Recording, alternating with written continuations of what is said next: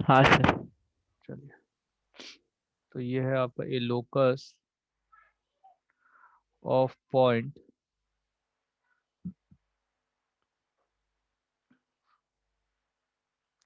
which moves such that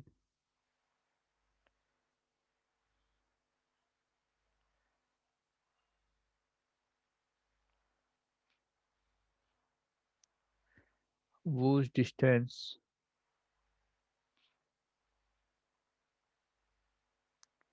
from fixed point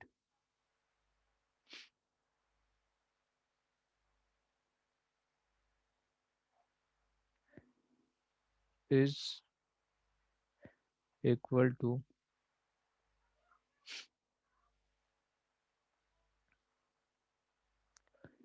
is equal to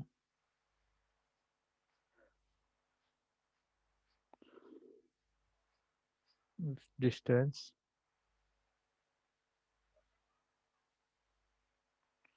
from a given line।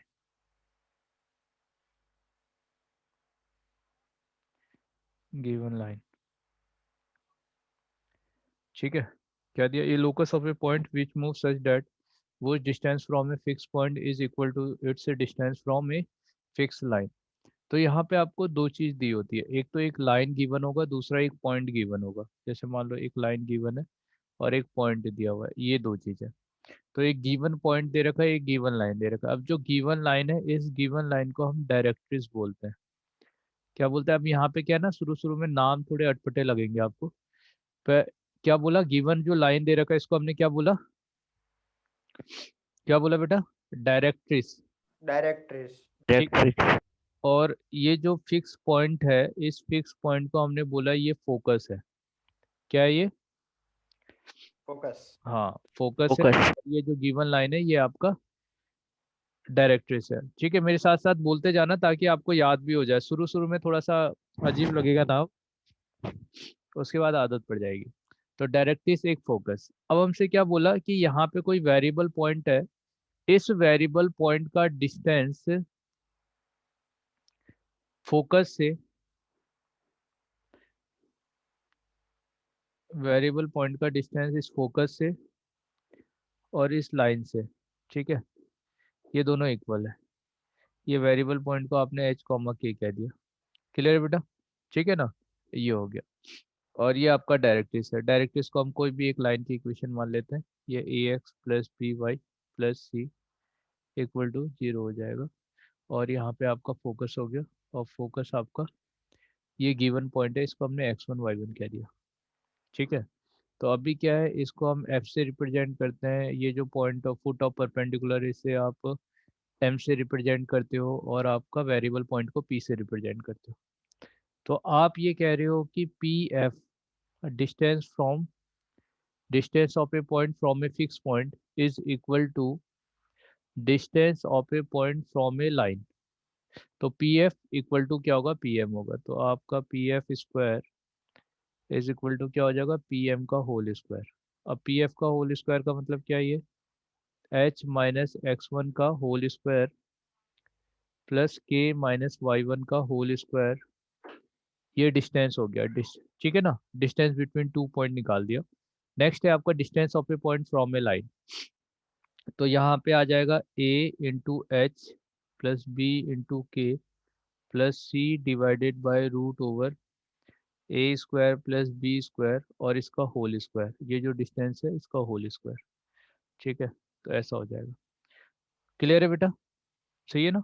तो यहाँ से आपको क्या मिला, A H plus B K plus C का whole square divided by A square plus B square.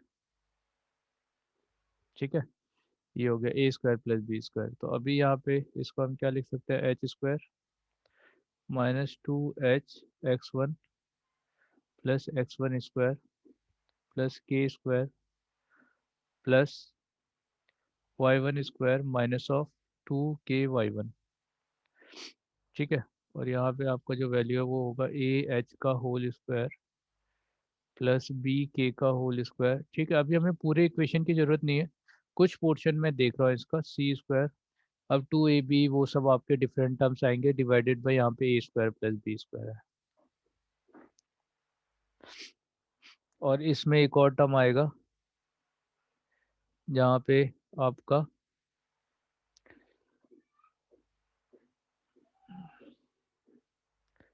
2abh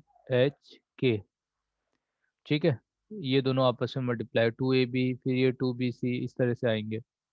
अब ये a square b square वाला टर्म इधर आ गया, तो ये हुआ a square plus b square h square, इसमें से हम माइनस कर देंगे a square h square plus a square plus b square k square में से हम माइनस कर देंगे b स्क्वायर k स्क्वायर, और इसमें से हम माइनस कर देंगे ये वाला टर्म 2abh सही है, ये टर्म माइनस कर देंगे। उसके बाद आप और भी बहुत सारे टर्म आएंगे मगर हमें इतने से काम है। अब यहाँ से आपको क्या मिलेगा, ए स्क्वायर यहाँ पे भी ए स्क्वायर यहाँ पे कैंसिल आउट हो जाएगा तो बी स्क्वायर एच स्क्वायर देगा, plus B square cancel out हो जाएगा तो ये ए स्क्वायर के स्क्वायर देगा, minus of 2ab H K ठीक है। इसके साथ में और भी बहुत सारे टर्म्स आ रहेंगे इक्वल टू 0, मगर जो भी टर्म आएगा उसमें एच स्क्वायर अब नहीं आने वाला किसी में भी। क्या आएगा अब किसी में एच स्क्वायर, देखो यहाँ पे नहीं है, इसमें नहीं है, नो सर। और के स्क्वायर भी नहीं आने वाला, ना ही एच के आने वाला है किसी में। तो आप जब इस वाले टर्म को देखोगे ना तो आपको क्या दिखाई देगा कि ये बी एच माइनस ए के का होल स्क्वायर है, है ना। हाँ सर। तो आपने 3 टर्म लिए शुरू के, ये टर्म और ये वाला टर्म, और इसने क्या बना दिया, परफेक्ट स्क्वायर बनाया, बनाया कि नहीं, ठीक है। तो इसने परफेक्ट स्क्वायर बना दिया। अभी आप एक बात समझना, अगर आपके पास कोई भी इक्वेशन दे रखी है second degree, A X square 2h X Y plus B Y square plus 2g(x) plus 2fy plus c equal to 0, तो ये सेकेंड डिग्री इक्वेशन पैराबोला को रिप्रेजेंट करेगी इफ, पहली बात तो डेल्टा जो है, अभी डेल्टा पता है ना क्या है, डेल्टा पता है कि नहीं यहाँ पे। अरे बेटा ए एच बी वाला जो टर्म लिख रहा था मैं, ये नहीं लिख रहा था, ए एच जी हाँ सर। और फिर एच पी एफ और फिर आपका जी एफ और सी, ये जो डेल्टा है ये नॉट इक्वल टू 0 होना चाहिए, पहली चीज। दूसरा, यहाँ पे जो शुरू के 3 टर्म है, ये टर्म आपका परफेक्ट स्क्वायर बना दे। अगर ये 2 कंडीशन सेटिस्फाई हो रही है कि शुरू के 3 टर्म आपका जो स्क्वायर वाले हैं ये टर्म आपका परफेक्ट स्क्वायर बना दे और डेल्टा नॉट इक्वल टू 0 होगा, तो हम क्या कहेंगे कि हमारा, ठीक है, हमारा जो ये सेकेंड डिग्री इक्वेशन है ये किसको रिप्रेजेंट करेगा, represent the equation of parabola. Clear है बेटा। देखो जितनी भी इक्वेशन हाँ हम सर। पढ़ने जा रहे हैं ना सब सेकेंड डिग्री ही है, मगर अलग अलग कंडीशन है। अगर यहाँ पे डेल्टा इक्वल टू 0 हो जाता है तो ये पेयर ऑफ स्ट्रेट लाइन को रिप्रेजेंट करता है। अगर delta equal to not equal to 0 होता है और उसके बाद आपने क्या देखा था कि ए इक्वल टू बी होना चाहिए और एच इक्वल टू 0 होना चाहिए, तो अगर ऐसा कंडीशन होगा तो ये किसको रिप्रेजेंट करेगा, ऐसा कंडीशन होगा तो ये किसको रिप्रेजेंट करेगा, सर्कल को करेगा, हाँ या ना। हाँ सर। ठीक है, तो ये आपकी पैराबोला की एक जनरल इक्वेशन है, हमें इतनी इक्वेशन देखनी नहीं पड़ेगी, अब जब पॉइंट आएगा तो वो इजी हो जाएगा। आपके पास एक फोकस है, एक डायरेक्ट्रिक्स है यानी एक लाइन दिया होगा, एक पॉइंट दिया होगा, एक वेरिएबल पॉइंट है, उस पॉइंट का इस गिवन पॉइंट से, फिक्स पॉइंट से और आपका जो गिवन लाइन है इन दोनों से डिस्टेंस इक्वल करना है, तो आपको पैराबोला की इक्वेशन मिल जाएगी। क्लियर है। हाँ चलिए, तो अब हम बात कर रहे हैं स्टैंडर्ड इक्वेशन के बारे में कि स्टैंडर्ड इक्वेशन ऑफ पैराबोला क्या होगा। तो स्टैंडर्ड इक्वेशन में क्या होता है, आपका जो पॉइंट है, आपका फोकस है, वो आपका लाई करता है किस पे, एक्स एक्सिस पे, कोऑर्डिनेट एक्सिस पे लाई करता है फोकस। तो आपने इसको a, 0 लिख दिया। फोकस को क्या बोला कि आपका फोकस कहाँ पे है, a, 0 पे। अब आप ये देखो, आपने कहा कि भाई यहाँ पे आपको कोई ऐसा पॉइंट लेना है जिस पॉइंट का डिस्टेंस इस लाइन से और इस लाइन से और पॉइंट गिवन जो पॉइंट है इससे इक्वल हो। तो यही पॉइंट तो आपका मूव करते करते करते करते ऐसे करके यहाँ कहीं पे आ रहा होगा। उसका इसका मतलब है कि ये दोनों डिस्टेंस इक्वल होने चाहिए। ठीक है, तो ये जो पॉइंट है ये हाँ आपका सर। वर्टेक्स है, ये वर्टेक्स है, और ये आपका ऐसे जा रहा है। सही है, तो ये हो गया आपका पैराबोला। पैराबोला इसको कहते हैं, पैराबोला जो हमने फिगर बनाया। दूसरी बात क्या है, ये डिस्टेंस और ये डिस्टेंस इक्वल है। ये जो पॉइंट है आपका, ये है आपका ओरिजिन। जो वर्टेक्स है पैराबोला का, ये ओरिजिन पे आता है। तो यहाँ पे जो ये लाइन होगी ये x=-a होती है। क्लियर है। स्टैंडर्ड जब इक्वेशन की बात करते हैं तो स्टैंडर्ड इक्वेशन में आपका जो फोकस है, फोकस कहाँ पे लाई कर रहा है, फोकस आपका एक्स एक्सिस में लाई कर रहा है, और वर्टिसेस जो है वो वर्टिसेस आपका क्या हो गया, x=-a। क्या ये बात क्लियर है बेटा। हाँ सर। ठीक है, अब जो यहाँ पे पॉइंट आपको दिखाई दे रहा है, इस पॉइंट को हमने क्या बोला, ये जो पॉइंट आ रहा है आपका, इसको हम बोलते हैं कि ये वर्टेक्स है। अब पहले तो नेमिंग समझो आपका कि इसका नेमिंग हमने किस तरह से किया है। इसको हम कहते हैं एक्सिस ऑफ पैराबोला। क्या कहते हैं इसको, एक्सिस ऑफ पैराबोला। क्लियर है। ठीक है, हाँ सर। ये हो गया एक्सिस ऑफ पैराबोला। अच्छा, ये पॉइंट तो फोकस हो गया।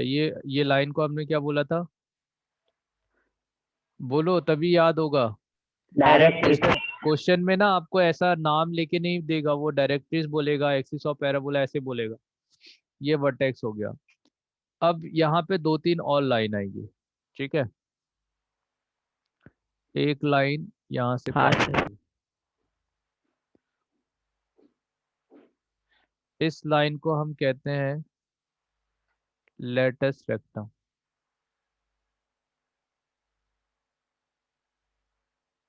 ठीक है, इसको डेफिनेशन में भी ले लेते हैं, लेटस रेक्टम। L.S से रिप्रेजेंट किया जाता है इसे। A line which is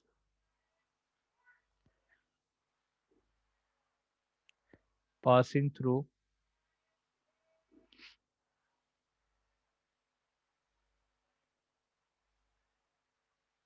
focus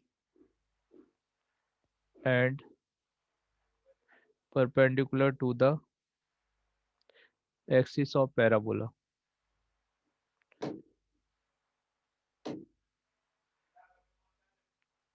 ठीक है, a line which is passing through focus and perpendicular to the axis of parabola। तो उसको हमने क्या बोला कि वो क्या हो जाएगा, हमारा लेटेस्ट रेक्टम। क्लियर है बेटा। कोई भी यस सर। लाइन जो आपका एक्सिस ऑफ पैराबोला पे परपेंडिकुलर और फोकस से पास होगा, यहाँ पे परपेंडिकुलर और फोकस से पास होगा, उसको हमने बोला कि वो लेटेस्ट रेक्टम है। एक और लाइन आती है यहाँ पे, जो फोकस से तो पास नहीं हो रही है मगर एक्सिस ऑफ पैराबोला पे परपेंडिकुलर है। तो इस लाइन को हमने बोला है डबल ऑर्डिनेट। ठीक है, इसको क्या बोला हमने कि ये क्या है, हमारा डबल ऑर्डिनेट है। सही है, तो नेक्स्ट डेफिनेशन हमारी डबल ऑर्डिनेट की है।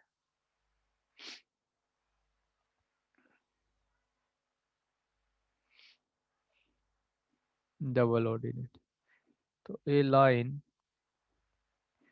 which is perpendicular to the axis of parabola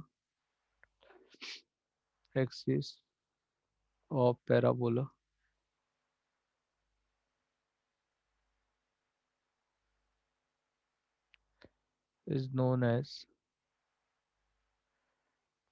double ordinate.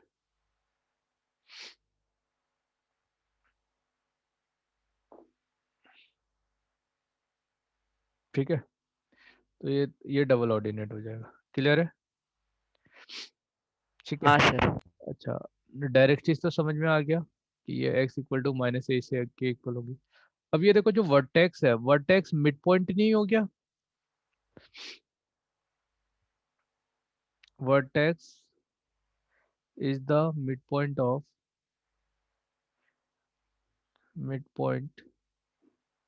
of focus and point of intersection of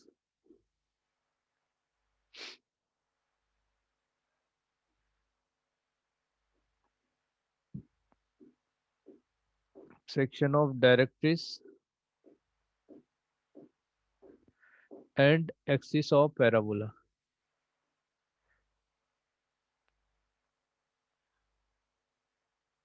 ठीक है, क्या बोला है? आपका जो वर्टेक्स है, अब देखो ये दोनों डिस्टेंस इक्वल है, तो यहाँ पे आपका फोकस है, इस वाले पॉइंट को बोला हमने एक्सिस और डायरेक्ट्रिक्स के बीच का इंटरसेक्शन पॉइंट। तो ये इंटरसेक्शन पॉइंट आपको मिल गया, ये पॉइंट आपको पता है, तो इन दोनों का मिड पॉइंट होगा ना वर्टेक्स। हाँ सर। चलिए, तो अभी ये सब डेफिनेशन आपको याद करनी पड़ेगी, या आप समझ लो तो ये नाम तो याद करने पड़ेंगे कि लैटिस रेक्टम क्या होता है, डबल ऑर्डिनेट क्या होता है। सही है, आपका एक्सिस ऑफ पैराबोला क्या है, डायरेक्ट्रिक्स क्या है, वर्टेक्स क्या है। सही है ना? तो ये बेसिक बेसिक चीजें आपको पता होना चाहिए। अब मैं इसकी इक्वेशन सर कैलकुलेट करने जा रहा हूँ कि इसकी इक्वेशन क्या होगी। मान लो कि मैंने यहाँ पे एक variable point h comma k ले लिया और इसका सर हाँ सर बुक में तो सभी जगह कोनिक सेक्शन